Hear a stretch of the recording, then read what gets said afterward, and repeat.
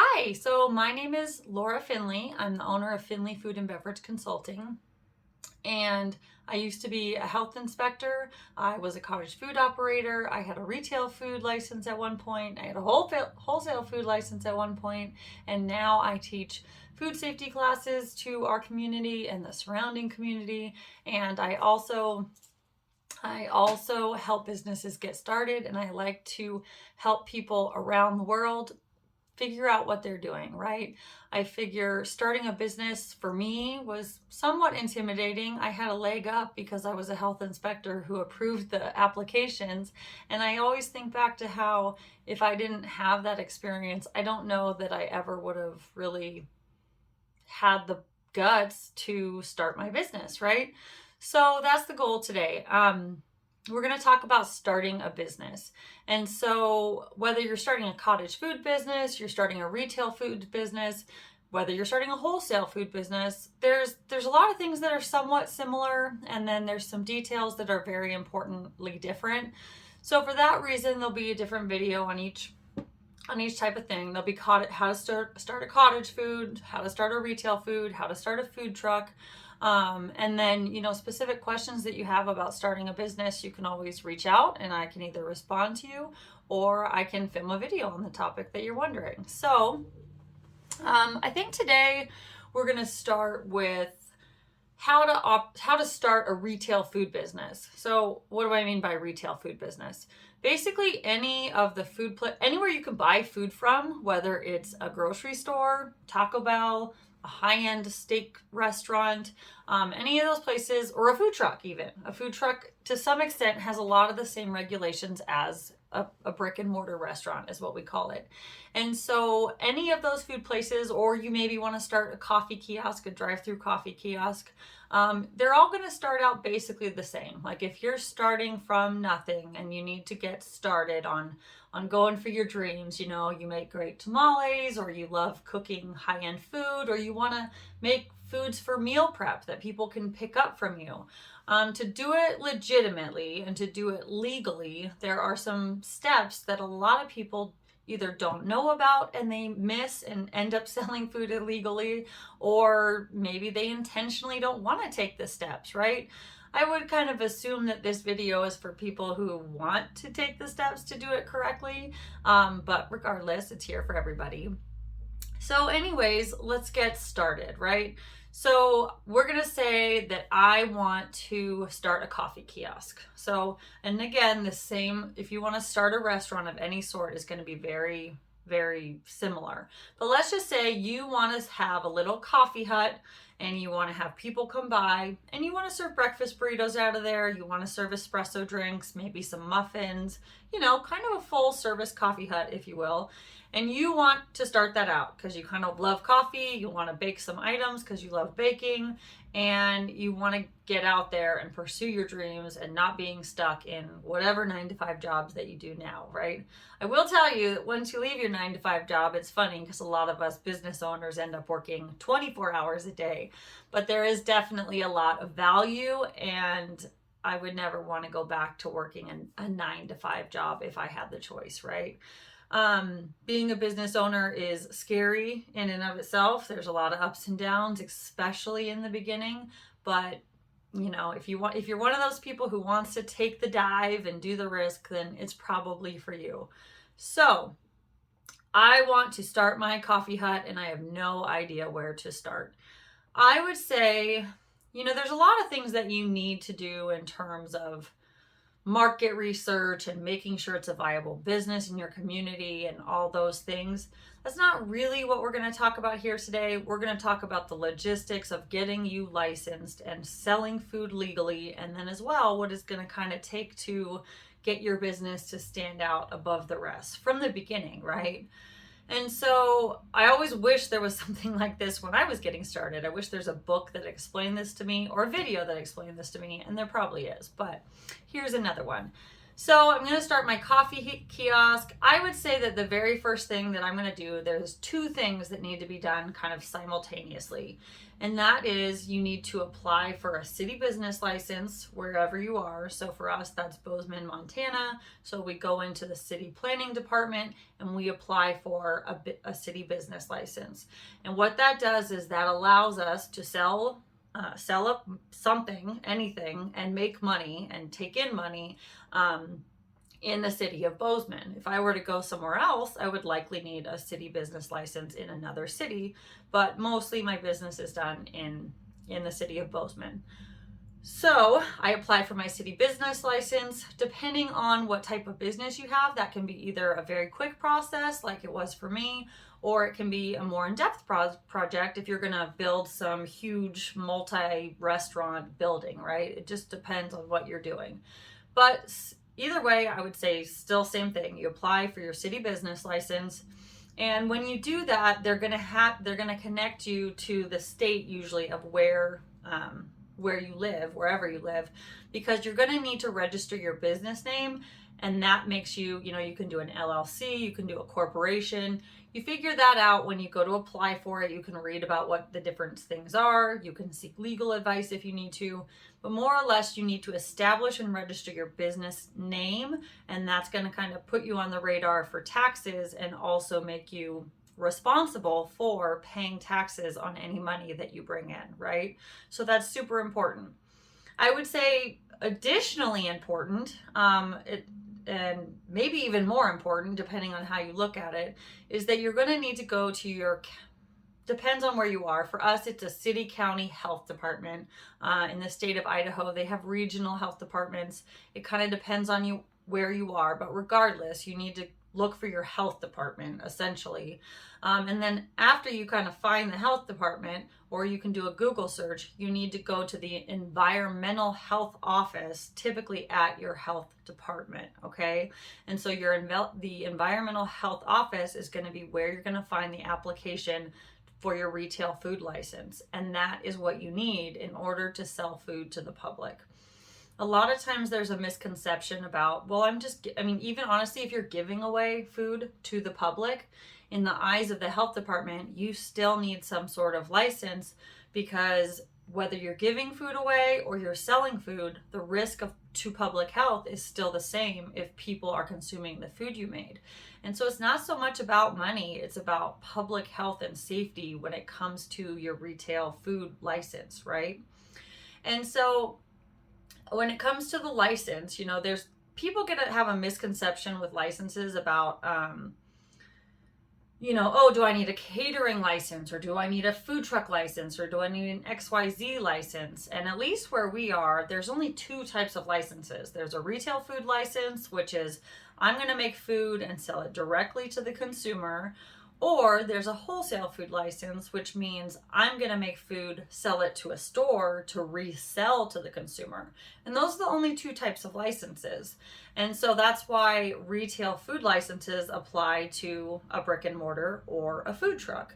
If you're applying for a food truck, you have a food truck, you're going to do the same application as the grocery store, but you may fill out a couple additional pages that talk about your food truck and transportation, as well as, if your truck can sustain the business, or if you need an additional kitchen to work out of as well. So that's kind of food truck world, right? But for the rest of us who are going to be retail food licenses, if you are going to do catering, you would have a catering endorsement on your license, but that's really just a discussion with the health inspector as you're doing the application and the licensing and all that stuff. It's not an extra fee. It's not an extra anything else besides just the health department being aware of the fact that you're going to do catering. They're aware of the fact that you have the equipment to do catering safely and XYZ. So I'm starting my coffee kiosk. I'm going to find my environmental health office. I'm going to either go online, small county maybe is not an option, but either go online or go into the office, and I'm going to fill out my application for a retail food license, okay? For us, this really does, I've worked in multiple counties and this really does vary a lot per county. Sometimes your application is going to have fees, even significant fees, and sometimes there's no fees if you live in kind of a smaller county that's more old school, if you will. So for us, where we live, you fill out a plan review application fee, and at the time you submit the application, you would pay for the fees, which are $300 to $500, somewhere in that range. And then you would also pay for what's called a pre-operational fee. And that's the fee to have the health inspector come out to do your pre-operational inspection, which is what they're going to do at the end of this process, right? So I would say a very ballpark guess on how much it would cost it where we live would be maybe $500 or $600 for application and inspection fee for a small business such as the one we're going to use in this example, right? So then you fill out your application. I will say that at least what I'm used to, the application itself is more intimidating than it actually is. Like, just take it with a grain of salt, if you will. Some of the questions are as easy as they seem, and it's not a test. It's just the health department getting an idea of what you're doing so that they can make sure that what you're doing is going to be to code and it's going to be to safe. And if you do need to build something, you're going to build out your coffee kiosk, they want to make sure that your plans are to code prior to you building or pre-construction so that you don't build something that's not to code and then they say that doesn't work, you have to tear it all out and redo it, and then everybody's mad because a bunch of money is lost, right? The health department does not want that either. So you fill out your application, you do the best you can, you call and you ask questions if you need to, and then when you're ready to submit, you submit. You typically pay for them at that point, like we talked about. And then depending on the health department, they have maybe a set amount of time that they have to review it, or maybe you're just in a long stack of applications and it's your turn when it's your turn. It kind of depends on the county. But for here, just as an example, the health department says they'll review your application and give you a response within 30 days if no additional information is needed. So hopefully you submit your plans, you get an approval within 30 days, and then at that point you would go ahead and set up your coffee kiosk. You would build stuff, you would install sinks, you would do all the things, right? And then when you're ready, before you get food, but all the equipment is in, it's on, it's working, it's ready to go, it's ready for its first delivery of food, that is when you're going to call the health department and set up your pre-operational inspection, okay? So you call up here where we are, that's a pretty easy process. You just give them a call, you set up an inspection time, and then they would come down and they're just gonna make sure that you built everything the way your application said it was going to build everything, and that you have everything necessary to meet the code wherever you are, as well as to provide safe food, right? To hold and provide safe food. So typically that's a pretty easy process. A lot of people get intimidated by it, but it's a lot easier than I think people think, as long as you built everything the way that you said you were going to. And so you have your pre-operational inspection. During the time you were waiting, you hopefully already went and got your city business license. And so with the exception of one other thing, when the health department leaves, they tell you, okay, you're ready to open. If you're in a bigger place, you may need a fire inspection, but that's typically something that comes in the planning process. But for most littler places, once the health department leaves, you are okay to open your doors, right? Like, you probably might wait a day or maybe not, but you're okay to anyways bring food in, I should say. So you bring food in and then you open your doors shortly after that, right? The point I'm trying to make is that once the health department leaves, in their eyes, you are ready to operate. And so we've got there. The one piece that I left out that would be something you could certainly work on while you're waiting for your application to be approved is that anytime you run any sort of business, but especially a food business, you want to get liability insurance. And I think sometimes people get intimidated by this a little bit, maybe especially if you don't have a lot of funds, you're kind of starting from not a lot, which a lot of us do. So don't feel like, oh, all these businesses have so much money. A lot of businesses don't have a lot of money, especially at the start, right? And so you need to get liability insurance, and depending on the size of your business and what you need to cover, it's not always that expensive. I think when I got liability insurance for my cottage food operation, it was probably the same or less than my car insurance each month. So it's not that bad, right? So you have liability insurance, you have your city business license, and now you also have your retail food license, right? So now you are ready to go. You're ready to operate. You're open your doors, right? I want this video to be as thorough and comprehensive as possible because I've filmed other shorter videos and I really want to touch on all the bases of what it takes to, like I said in the beginning, not only start your operation, but like do it well and make sure you stand out above the rest, right? Just want to make sure I'm still recording. And so one of the things that I think at least I didn't take into consideration is that when you become a business owner, just because you like baking or just because you like doing whatever, or you have a knack for chocolate chip cookies or wedding cakes, doesn't mean that we're experts in accounting, doesn't mean that we're expert in marketing, doesn't mean that we're experts in communication, all those things that business owners kind of find themselves in this place of like, oh my goodness, I don't know how to do all this stuff. And a lot of people have to figure it out as we go, right? And if that's you, it was me. So don't worry about it. To some extent, maybe worry a little bit about it.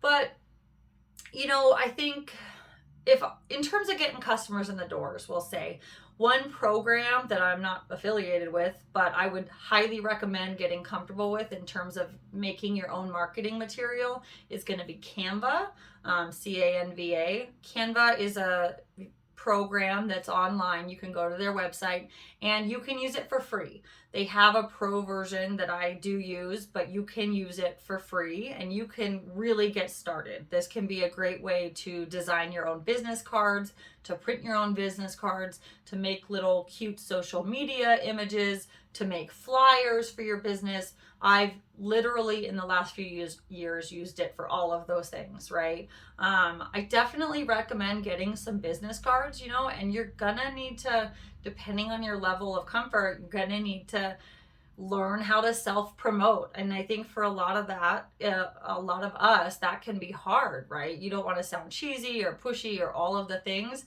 But I think if you have a level of excitement about your business, that's going to come out naturally. And so when it does come out naturally, when you're talking to someone at the grocery store or somebody at the gym, you want to have your business cards with them so that you can say, oh, here's my card. I mean, I don't know what people think behind my back, but I've never had anybody not smile and just be appreciative of the fact that I'm sharing my information with them, right? So I have business cards about what I do. I use my business cards just to share my number with other people that I like to be connected with, right? And then, besides flyers, which are something that we kind of got to later because that is suitable for what we do now, really we use Canva for social media images that we either post to Facebook garage sale sites or, I'm sure we could do more on Instagram. There's Pinterest. And then also setting up your Google profile, essentially your Google business profile is going to be a big part of what you want to do.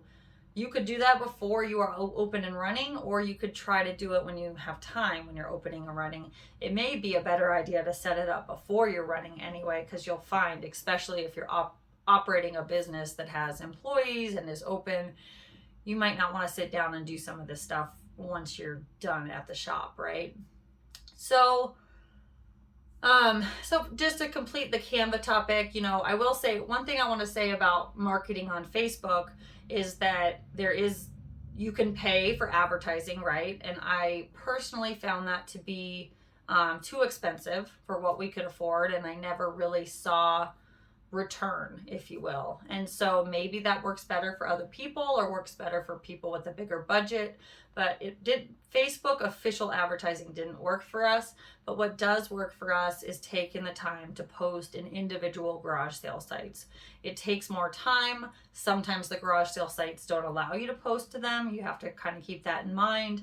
But it does work and is effective for us, and it does not cost money except for our time. So in that case, you would put up some image, oh, we're offering this something, put in some put in some wordage to explain your offer or whatever, and hope that people will come visit your shop based on what you put on your social media.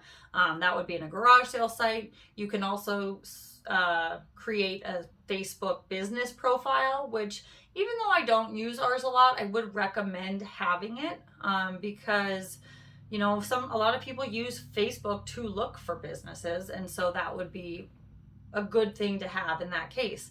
Additionally, a lot of people are not on Facebook, and so that is where I think it is a great idea to have a website for any sort of business that you have. And a website is going to help you. We're going to go back to talking about a Google business profile, but I think it is important to have a website for those people who are doing searches for your business and they're not on Facebook, right? So I personally use Squarespace. I think there's probably many other, maybe even cheaper platforms out there to use to create websites. When I was first getting started, I found Squarespace to be user-friendly for somebody who has no experience creating a website whatsoever, right? I have zero experience with creating websites. But I created 2 websites now using a Squarespace. One was my original business, Frosted by Laura Finley, and my website did great. And now we have Finley Food and Beverage Consulting, and that website does just fine too. It's a platform for people to come find our classes, sign up for our classes. I can put blog articles there. You can set up an online shop there. It works just fine for what we need, okay? So you've got your website.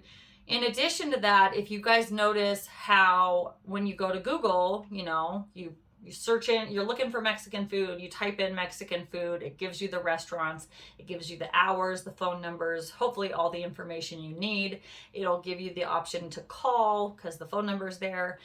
You as a business owner need to set that up. And so it used to be something not too long ago at all that was called Google My Business, and it had its own app, and that was how you managed your business.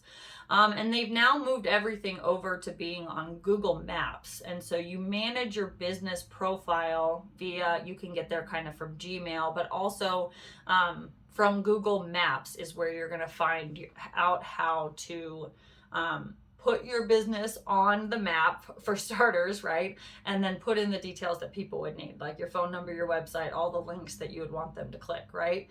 And in terms of tying that into marketing, you want your marketing on social media and whatever, but you also kind of have to play this game, which in my mind is kind of like the Google Maps, Google My Business game, which is that if you do certain things to create traffic to your Google profile, it's gonna kind of feed on itself, and that's where you're gonna work this analytics, right? But you're gonna work your way up to the top of the list when somebody searches for a coffee kiosk in their area, right?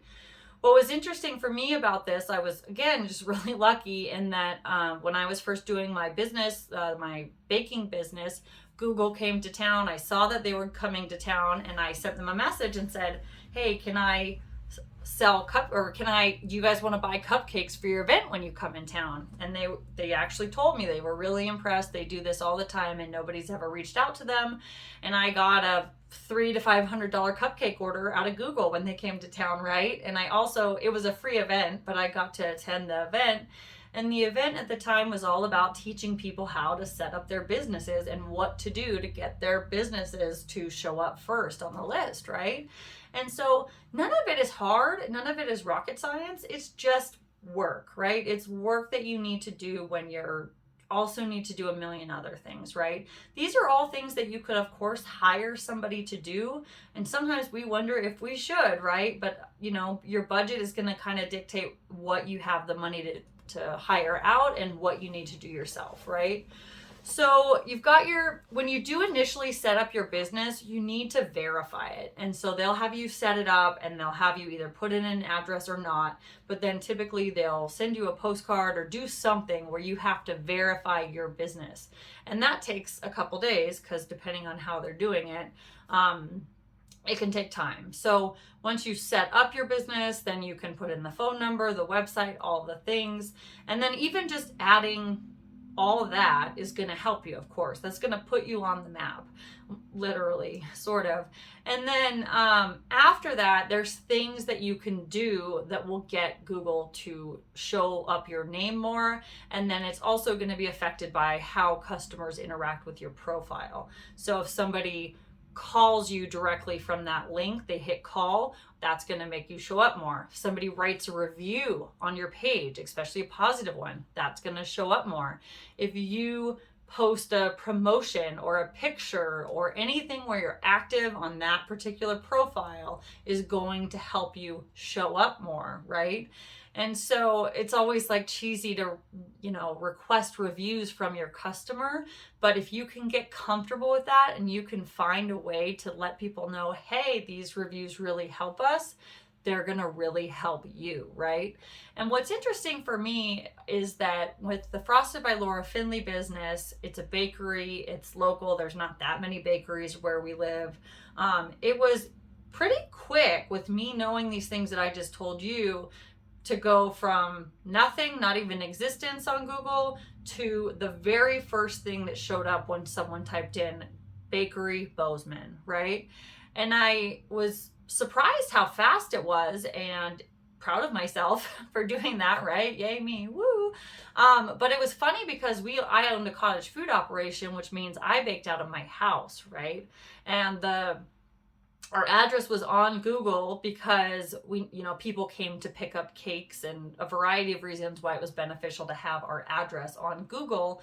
But as I started to phase out cakes and go more into teaching food safety and doing this type of stuff, we had, by the end of it, people standing on our porch, knocking on the door at 8:30 at night in the dark. We'd go out there like, can we help you?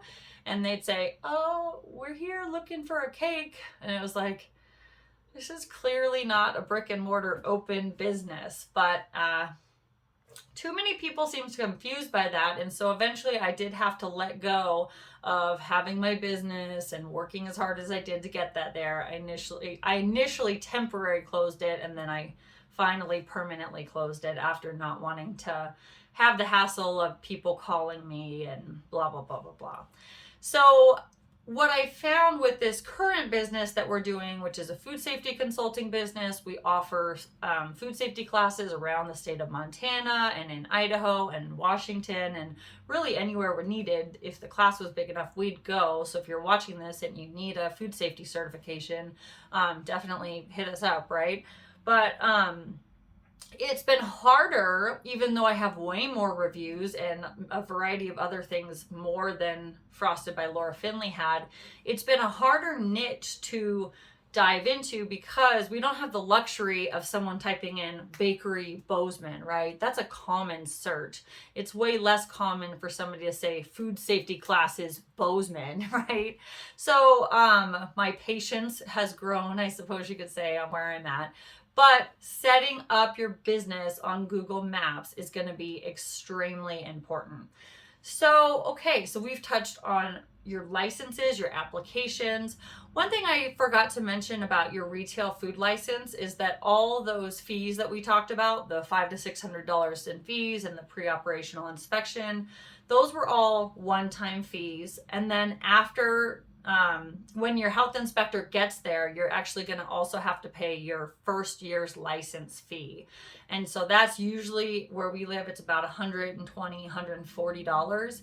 If you applied for one in June, that would last you till, or any time in the year, would last you till the end of that year. So December 31st, 2022 in this case. And then at the calendar year, you would have to renew, and your only reoccurring fee from all that is going to be your license fee. So it's $140. You would still have the insurance and the business license, but you wouldn't have those initial $500 to $600 fees that you paid. Those are one-time fees in there in the past at that point. So you've got your business license, you've got insurance, you've got your food application, or your retail food application, which gave you a retail food license.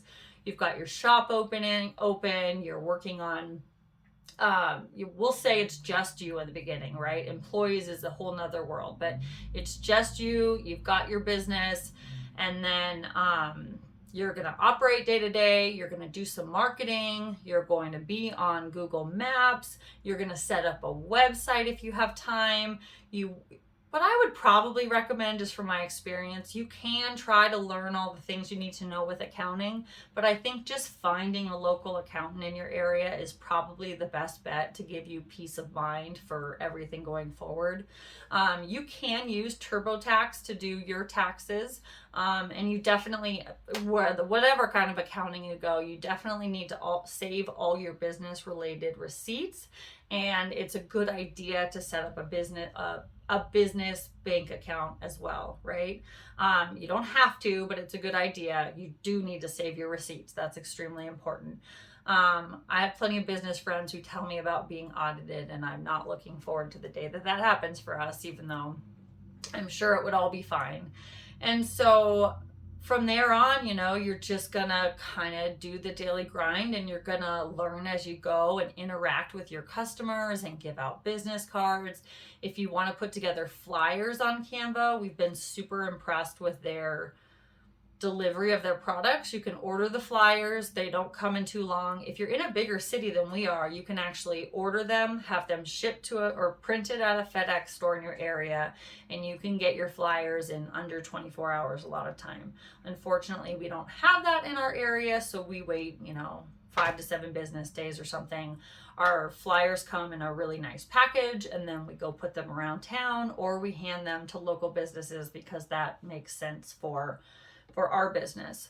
Another idea, you could film a whole video on any one of these topics or multiple, but again, going back to putting yourself out there, interacting with other businesses and learning and connecting with other business people or business women if you're a woman, or businessmen if you're a man, or all that stuff, right?